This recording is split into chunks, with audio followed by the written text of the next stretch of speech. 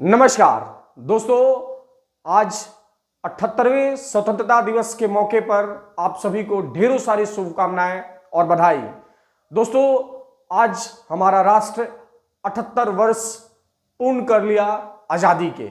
सवाल ये है दोस्तों, आज कोई सवाल नहीं है दोस्तों, आज अपने मन की बातें हैं जो मैं आप सभी से करने जा रहा हूं कि क्या हमें आजादी 78 वर्ष पूर्ण होने के बाद क्या हमें गरीबी से आजादी मिल गई? क्या हमें जो अशिक्षा है भयंकर मात्रा में है, क्या उससे हमें आजादी मिल गई? क्या भूखमरी से आजादी मिल गई? क्या बेरोजगारी से आजादी मिल गई? और क्या जो मेडिकल फैसिलिटी गांवों में और सुदूर एरियाज में भारत के अवेलेबल नहीं है वो हमें मिल गई? और ये भी दोस्तों बात कर रहे हैं हम लोग कि क्या हमें जो बाढ़ आता है, चूंकि हम लोग के बिहार में हर साल बाढ़ आता है, तो स्पेशली मैं बिहार से आता हूं तो मैं बिहार के बहुत सारे मुद्दों पे हमेशा बोलते रहता हूं। इन दिनों मेरे को टाइम नहीं मिल पा रहा है जिससे मैं कि नई बातचीत आपसे कर पा रहा हूं। सवाल यह है कि क्या बाढ़ से हमें मुक्ति मिल गई? और जो नेचुरल डिजास्टर आते हैं और जो उसके बाद सरकारें काम करती हैं, क्या उससे हमें आज़ादी मिल गई? और क्या हमारे महिलाओं को आज़ादी मिल गई? स्पेशली महिलाओं को इसलिए मैं बोल रहा हूं दोस्तों क्योंकि महिलाएं हमारे यहाँ सुरक्षित नहीं है। आए दिन आप देखते होंगे कि जिस दिन हमारी महिलाएं घर से रात को 12 बजे भी अगर निकले और वो अपने को पूर्ण रूप से ये महसूस कर रही है कि हमें किसी भी तरीके की दिक्कत नहीं है, तब वाकई दोस्तों हमें पूर्ण आजादी मिली। हम हर साल जो इंग्लिश हमारे यहां से गए, जो अंग्रेज हमारे यहां से गए, उसका उत्सव मनाते हैं। लेकिन दोस्तों सबसे बड़ी चीज है कि क्या जब अंग्रेज हमारे यहां से चले गए तो जो लोग बैठे, जो सिस्टम बैठा हमारे ऊपर, और जो हमारे कॉन्स्टिट्यूशनल मेकर्स ने जो सपने देखे थे कि हमारा सपनों का भारत ऐसा होगा, क्या हम उसमें तब्दील होने की ओर अग्रसर हैं या उसमें क्या खामियां आ गई? क्यों नहीं हम लोग हो सके? यह सवाल है दोस्तों। सवाल यह भी है दोस्तों कि आजादी का मतलब क्या है? आजादी का मतलब यह है कि जब हम अपने निर्णय खुद ले सके और उन निर्णयों पे हम उसका पालन कर सके। अगर कोई बच्चा अपने भविष्य के सपने को साकार करना चाहता है और उसमें जो स्टेट की अथॉरिटीज हैं वो उसको बिल्डअप नहीं कर पा रही हैं, तो कैसी आजादी?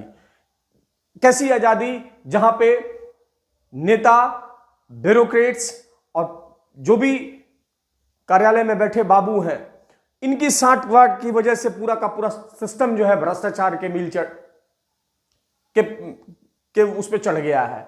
तो सवाल यह है कि जो भी लोग बैठे हुए हैं सिस्टम में, क्या वो अपने कार्य के प्रति जिम्मेदार हो सके? सवाल यही सबसे बड़ा है दोस्तों। और उन्हें अपने कार्यों के प्रति जिम्मेदारी लेनी होगी, अकाउंटेबिलिटी तय करनी होगी कि क्या हम जो काम के लिए हमें बिठाया गया हम वो काम कर पा रहे हैं ईमानदारी पूर्वक या नहीं कर पा रहे हैं।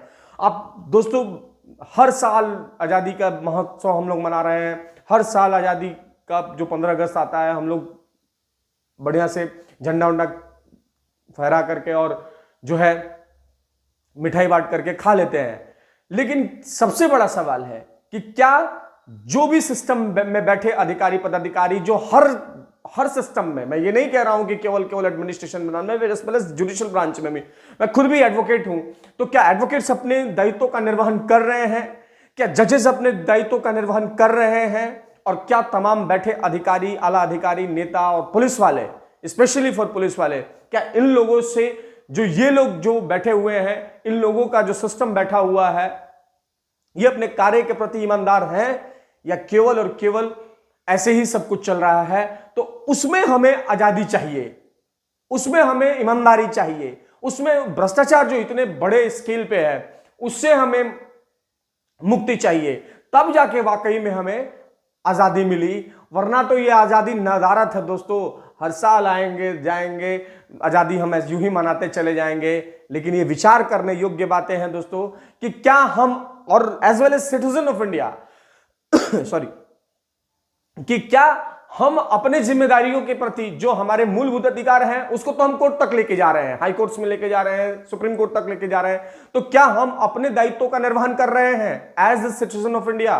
भारत के नागरिक होते हुए आपकी और मेरी सबकी एक जिम्मेदारी है हमारी और आपकी एक मूल कर्तव्य है।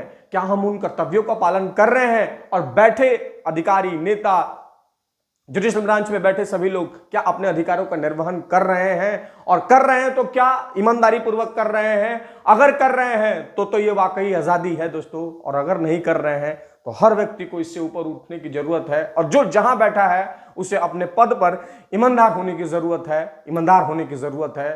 बाकी आज 15 अगस्त है, अपने उन वीर जवानों का, अपने उन वीर क्रांतिकारी जो भी हमारे स्वतंत्रता सेनानी हैं, उनको नमन करने का दिन है। मैं इसी के साथ दोस्तों अपनी स्पीच को जो है यहीं पे एंड कर रहा हूं, लेकिन उन्हें मैं सत सत नमन कर रहा हूं जो हमारे क्रांतिकारी स्वतंत्रता सेनानी हैं उनको।